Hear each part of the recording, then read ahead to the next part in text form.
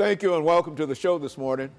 The topic this morning is human trafficking, and we're fortunate to have with us to talk about human trafficking Ms. CGreenlee4. Ms. CGreenlee4 has been with us on a number of occasions, and I think, Ms. CGreenlee4, you certainly are not a stranger to any members of our audience this morning. They've seen you on a number of occasions, going way, way back here. But now I think you've got another topic that you'd like to talk about, Ms. CGreenlee4, and that's human trafficking in the state of Tennessee and other areas that you might be familiar with.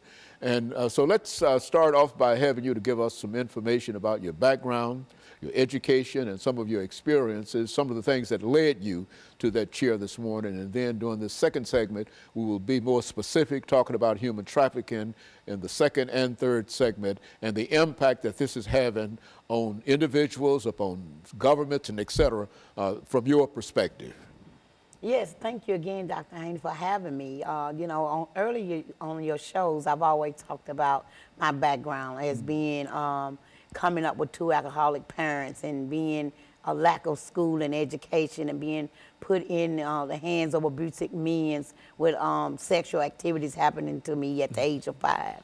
And so that led into sex trafficking for me. And I started talking to you guys about youth violence because of the death of my own son. And I really hardly never talk about that part of my life.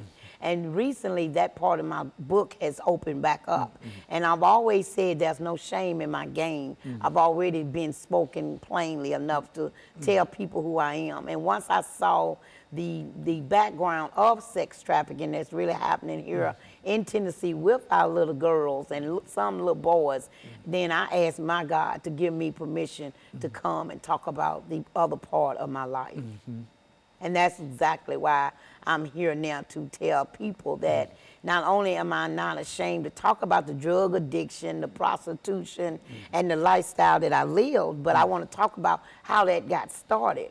And when you talk about sex trafficking, you don't really think about well, they was put out there to prostitute. They was wanting to make this money and all like that. No, I wanted to just set the record straight that when you talk to the little girls and you tell the little girls, well, why, you know, when you become sexual active at 11 and 12 years old, 9 out of 10 they're going to tell you because they already had men funneling with them when they was 5 years old. So when I got funneled with at 5 years old, it automatically took me not into a traumatized situation, but it also took me in the fear of minions.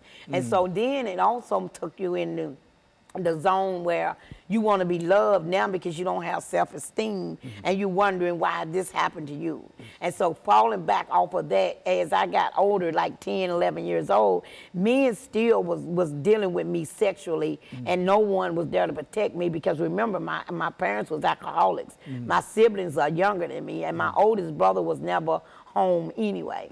And that led to me being 12 years old and being lured in by another man, another strange man, just coming and bringing me products like necklaces, like tennis shoes, like dresses, come and lure me in the neighborhood to talk about, I think you look pretty in this. And once I accepted that, then that started the lifestyle of me being sex trafficked. You think that that's quite common among many young women, young girls, and that is a method that they use in terms of trying to get control of young girls? Yes, this is why I chose to come, and I thank you again for asking me, because I want them to know this, that these young girls are not being asked to be sex trafficked. They're being lured in, and some of them are being lured in by their boyfriend. Because when you came to the word sex trafficking, well, first it started prostitution, and now certain set of people have become victims of sex trafficking, that everybody is using that word.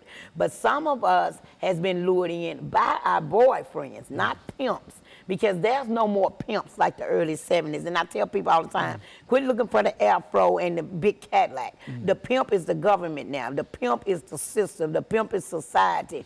So when you come in and you see the little 11-year-old girl, she's already low self-esteem. She's already rocking. You can tell on her face that she's